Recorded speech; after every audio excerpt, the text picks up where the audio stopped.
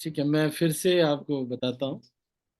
ये जो निर्जल एकादशी के बारे में थोड़ा चर्चा करेंगे। सबसे पहला जो चीज़ है वो चर्चा करेंगे, निर्जल एकादशी क्या होती है। तो कल भी हमने चर्चा किया था इसके बारे में।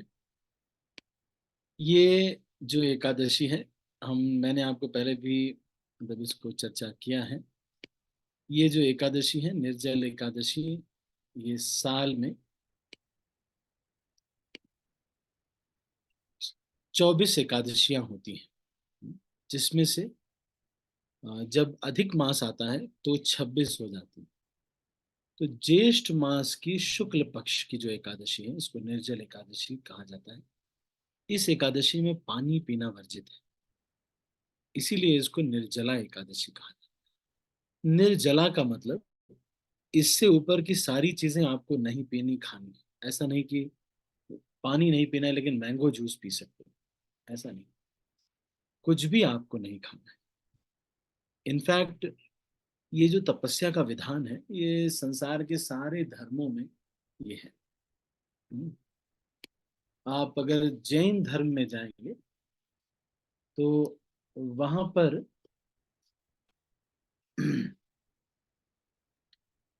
रात्रि भोजन त्याग, ये जैन लोगों का ये नियम है कि वो कभी भी, ज्यादातर लोग रात्रि भोजन तो करते हैं, नहीं करते। इसको वो लोग पर्युषण बोलते हैं, पर्युषण करके इसका नाम देते हैं। और ये लोग जो है जैन धर्म में फास्टिंग का एक बहुत ही ज्यादा महत्व है। ऐसे ही बुद्धिज्म में आप देखेंगे तो बुद्धिज्म में भी इसी तरह से अ, सुर अ, दोपहर से लेके शाम तक इसका उपवास करने का भी विधान है।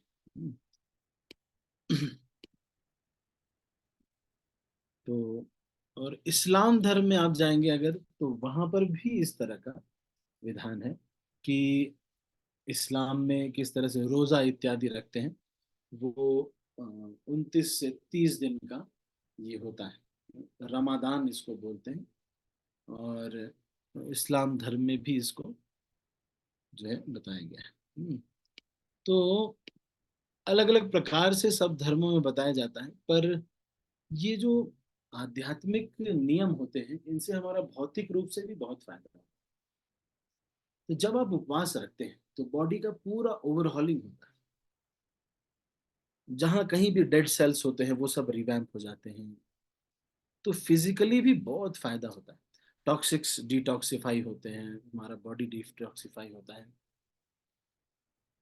अब ये जो निर्जल जब हम करते हैं तो बहुत सारी कोशिकाएं एक्टिवेट होती हैं। तो आप देखेंगे जैन धर्म में, हाँ, जैन धर्म में इतना ये कॉमन है कि हाँ, पर्युषण करके इन्होंने, मैंने आपको बताया, वो चलता है 8 दिन का ये होता है। श्वेतांबर लोग जो होते हैं वो पर्युषण करते हैं। और 10 दिन तक ये दिगंबर जो लोग होते हैं वो 10 दिन तक जब बरसात आती है उस समय ये लोग किया करते हैं। तो जैन धर्म में इसका बड़ा बहुत अधिक महत्व है। महावीर स्वामी जो उनके अंतिम तीर्थंकर रहे, उन्होंने इसको किया था। तो एक और कॉन्सेप्ट इनके यहाँ आता है, प्रोषद उपवास। प्रोषद उपवास में 8वें और 14वें दिन ये लोग उपवास करते हैं। 8वें और 14वें दिन, जो कि मतलब हम जैसे लूनार साइकिल जो होता है, मतलब मंथ में 8वें और 14वें दिन ये लोग उपवास करते हैं। फिर इनके यहाँ चौविहार उपवास, त्रिविहार उपवास और अलग अलग प्रकार का एक आसन उपवास, भी आसन उपवास इत्यादि बहुत प्रकार के आसन, इस तरह से बहुत प्रकार के उपवास होते हैं जैन धर्म में। और बुद्धिस्ट धर्म जो है, बुद्धिस्ट धर्म है, उसमें भी किसी न किसी प्रकार से इसको भी किया जाता है। तो ये जो मॉन्क्स उनके होते हैं, बुद्धिस्ट मॉन्क्स, वो आफ्टरनून मील के बाद नहीं खाते हैं, ऐसा वो लोग करते हैं। तो हमारे लिए इतना ज़्यादा तो नहीं है। हमारे एक भक्त है, उन्होंने कहीं पर रुके थे तो उनको सुबह एक टोस्ट दिया जाता है, दोपहर में एक बनाना देते हैं, फिर कुछ सूप दे दिया, और शाम को भी इसी तरह से काफ़ी ज़्यादा फास्टिंग इन धर्मों में भी विद्यमान है। तो 1 मील अ डे का ये प्रैक्टिस करते हैं। थेरवाड़ा बुद्धिस्ट जो होते हैं वो एक दिन में एक ही बार उपवास करते हैं। तो सारे संप्रदायों में इसको अ, महायान बुद्धिज्म जो है, जो कि सबसे ज्यादा प्रचलित है, महायान, जिसमें कि अशोक इत्यादि ये लोग जुड़े। तो वो जो उपवास है उसमें भी उपवास बहुत प्रधान जो है चीज है, धार्मिक जो पालन होता है उनके यहाँ। इस्लाम धर्म में भी आप जानते हैं कि इस्लाम धर्म में रमादान करके ये होता है। क्रिश्चियनिटी में भी इसी तरह से उपवास के लिए बताया गया है। तो सारे धर्मों में इस तरह का उपवास का महत्व बताया गया। बेसिकली ये फिजिकली भी आपको बहुत मदद करता है, साथ में हमारी जो इंद्रियां हैं ये बहुत, इनको जब भोजन मिलता रहता है तो ये विचलित रहती है। तो जब हम उपवास करते हैं तो इनका बल इनको नहीं मिलता, तो आप देखेंगे आपकी मन ज्यादा चंचल नहीं होता, और ध्यान पूर्वक आप कोई भी चीज कर पाते हैं। तो इसलिए ये जो निर्जल जो उपवास करते हैं, या तो इससे बहुत बेनिफिट्स, फिजिकली भी बहुत बेनिफिट्स होते हैं। फिर सारे धर्मों में मैंने बताया ये इस तरह का उपवास करने का विधान है, निर्जल उपवास या फिर उपवास का विधान। तो इसका जो पौराणिक कथा है वो ये है कि भीमसेन जो है वो जाते हैं व्यासदेव के पास, और वो कहते हैं कि जब वो संकल्प करा रहे होते, पद्म पुराण में, स्कंद पुराण में इसकी कथा आ रही है कि जब ये संकल्प करा रहे हैं, महाभारत में भी आ रही है कि संकल्प करा रहे हैं, तो ये बोल रहे हैं कि मैं इतना उपवास नहीं कर सकता, तो आप मुझे एक कोई एकादशी बताइए जो कि मैं कर पाऊँ। तो फिर उन्होंने कहा कि तुम एक एकादशी निर्जल अगर करोगे तो तुम्हें सारी एकादशियों का फल मिलेगा। तो ये एकादशी, क्योंकि हम सारे लोग जो भी कुट्टू का सामान खा लेते हैं, या फिर वो सारी चीजें, अगर आप, अब जैसे बहुत दिन समा चावल खाते थे, लेकिन समा के चावल अब हमें पता चला कि वो अनाज ही है, तो हमारी तो ज्यादातर एकादशी टूटी गई। तो निर्जल एकादशी और हरिनाम, ये दो चीज ऐसे हैं जो कि शुद्ध, तो इसमें ज्यादा मिश्रण नहीं है, और आपको बिल्कुल परफेक्ट जो है इसमें वो बेनिफिट मिलेंगे, क्योंकि इसमें प्योरिटी का ज्यादा प्रॉब्लम नहीं है। जैसे आप यज्ञ करते हैं या कोई और विधान करते हैं तो उसमें आपको इतना शुद्धि का ध्यान रखना पड़ेगा, देशी घी शुद्ध होना चाहिए, और आपका सारी वस्तुएं शुद्ध होनी चाहिए। इतना हमारे लिए कई बार पॉसिबल नहीं है। पर निर्जल एकादशी एक ऐसी चीज है कि this can be done at very very high purity level. तो इसलिए सब ये जो है निर्जल एकादशी के दिन व्रत रखते हैं। अब व्रत रखना से ज्यादा, उपवास का ज्यादा मतलब ये है कि भगवान के निकट वास करना। तो ये जरूरी नहीं है कि आप नहीं खाए, कितना कम खाए। अब निर्जल उपवास है तो निर्जल ही तो करना है, लेकिन कोशिश यही करनी है कि निर्जल जो उपवास करने की वजह से हमारे अंदर ऐसा नहीं होना चाहिए कि हमारी चेतना दूषित हो रही है, या सो गए बिना पानी के हैं, डले पड़े हैं कहीं पे। ये करना टाइम पास करना नहीं। उपवास का मतलब है कि हर क्षण कृष्ण सेवा में, कृष्ण की सेवा का चिंतन करते हुए, या भगवान के नाम लेते हुए ये जाए। नहीं तो उपवास मतलब भगवान के निकट वास तो हुआ नहीं। फिर क्या हुआ? अगर मान लो कोई व्यक्ति दिन भर कुछ नहीं खाता है और दिन भर मूवी देखता है, तो उपवास थोड़ी है। मेरा एक कलीग था, राजू काले, तो वो 7 मूवी 6 मूवी कई बार एक दिन में देख लेता था, बिना खाए पिए, एकदम कुछ भी नहीं, बस 7 8 मूवी, 7 7 6 6 मूवी एक साथ देख लेता। जब छुट्टियां होती थी मूवीज का इतना फैन। बहुत अच्छा डिजाइनर था इसने महाराष्ट्र में। तो कहने का मतलब ये, पर ये उपवास नहीं है, वो भगवान के निकट वास करना। जैसे आजकल लोग अन्ना हजारे इत्यादि ये लोग उपवास करते हैं, तो ये जो उपवास है इससे भगवत प्राप्ति नहीं होती। ये केवल ऐसे ही कर रहे हो, किया हो और फिर उसके बाद किसी ने वैल्यू भी नहीं किया। और जो भी वो कुछ लोकपाल बिल और वो चाहते थे वो सब कुछ हुआ नहीं, पता नहीं कुछ हुआ नहीं हुआ, सब नॉर्मल हो गया। उसके बाद फिर अन्ना हजारे जी भी नॉर्मल हो गए। बस ये था कि बड़े आदमी बन गए तो एम्स में आराम से एडमिशन मिल जाता, दवाई वगैरह के लिए पैसे मिल जाते। कुछ ज्यादा हुआ नहीं।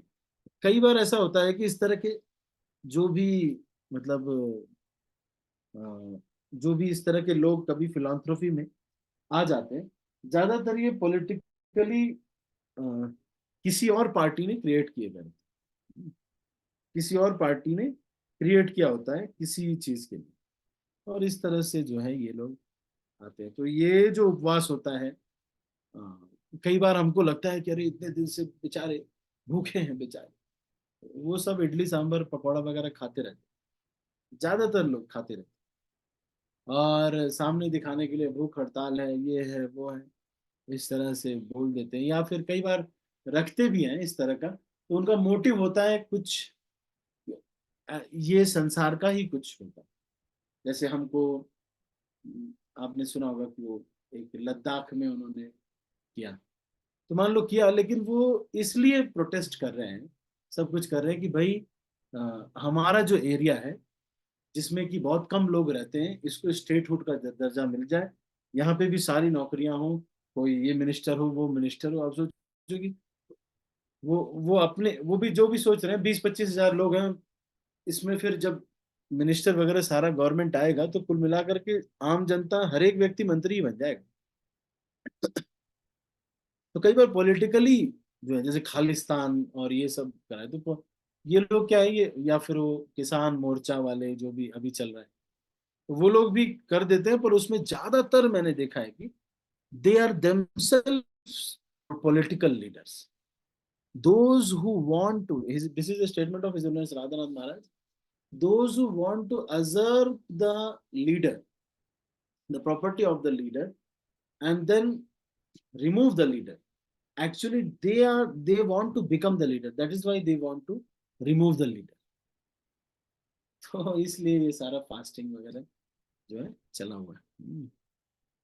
तो ये सब जो है कोई तमोगुणी फास्टिंग, इसका कोई फास्ट फायदा नहीं। इसलिए अगर आप निर्जल एकादशी करते हैं तो दिन भर भगवान की चेतना में। अब एक और चीज बहुत इंपॉर्टेंट है, आप देखेंगे कि धीरे धीरे बहुत समय के बाद आपको ये पता चलेगा कि it depends lot on your heart, even for that matter seeing, for that matter hearing, for that matter anything which we do, heart is so much important, very much important. In fact, for studies or just filling water for the Lord, heart is extremely, जो हृदय हमारा अगर शुद्ध होता है, प्रार्थना पूर्ण रहता है, कोई कालिख नहीं है मन में, किसी से द्वेष नहीं है, सबको आगे बढ़ते हुए देखकर उसे आनंद होता है, मैं सबका असिस्टेंट बनना चाहता हूँ, ऐसा व्यक्ति जो होता है वो शुद्ध नाम कर रहा होता है। ये वाले शुद्ध नाम को जाप करने का प्रयास करना चाहिए, समझ पा रहे? क्योंकि नहीं तो हम बहुत सारी माला तो करते रहेंगे जीवन भर, पर हमें आनंद नहीं। अपने दोषों के लिए भगवान को बोलना चाहिए, मैं, सच बात है कि मेरा मेकअप से बहुत आसक्ति है भगवान, सच, जो सच है मैं जानती हूँ कि मुझे मेकअप करना इतना अच्छा लगता है। कभी बाल सीधे करा रहे, कभी बाल टेढ़े करा ले, कभी घुंघराले करा रहे, फिर उसके बाद सीधे करा रहे, फिर घुंघराले करा रहे, फिर होंठ को चेक कर रहे हैं भाई ये लाल हो नहीं रहे, और क्यों नहीं हो रहे लाल, फिर उसको और रगड़ो, फिर कैसे लाल होंगे, ज्यादा रगड़ने से अब कुछ दिन में काले हो गए, समझ रहे? तो भगवान से बताना चाहिए, ओ कृष्णा, माई चैंटिंग इज नॉट प्योर, मेरा जप शुद्ध नहीं है। और फिर जप करते समय रो रो के जप करना चाहिए कि एक दिन ऐसा होगा कि मैं शुद्ध जप करूंगा। और अगर ये इच्छा मन में नहीं आ रही है, सनातन प्रभु बोल भी रहे हैं तब भी मन में नहीं आ रही है कि शुद्ध जप करना चाहिए, शुद्ध जप करने का इच्छा नहीं आ रही, तो ये इच्छा आने के लिए रोना चाहिए कि कभी मैं शुद्ध हरिनाम का जप करूंगा।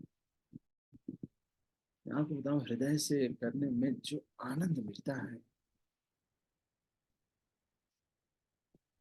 देखो हमारे एक इजोनस गौर गोविंद महाराज ने क्या एक बुक है ना, बुक है कि उन्होंने लिखा द क्राइंग स्कूल। मंदिर नहीं नाम दिया, मंदिर नहीं नाम दे रहे, ये इस्कॉन टेम्पल है, कह रहे हैं द क्राइंग स्कूल।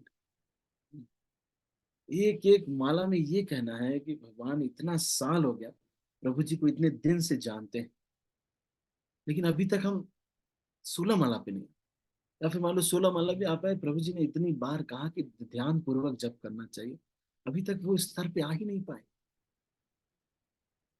सारी चीजों पे ध्यान दिया, हमने सब चीजों पे ध्यान दिया, मेकअप हेयर स्टाइल से लेकर के बुक्स कैसे लेके जाने, जूते बहुत अच्छे हैं मेरे, चश्मा बहुत स्टाइलिश स्टाइलिश होना चाहिए, साड़ी बहुत अच्छी है, सब कुछ हो गया। मैं ठीक समझ गए भाई, आप बहुत अच्छा नहीं,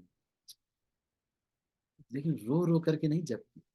सच बोल के देखो तो भगवान को, सच बोलो। विनम्रता का मतलब सच्चाई है एक तरह से, ईमानदार होकर के एक बार बोलो तो सही। भगवान,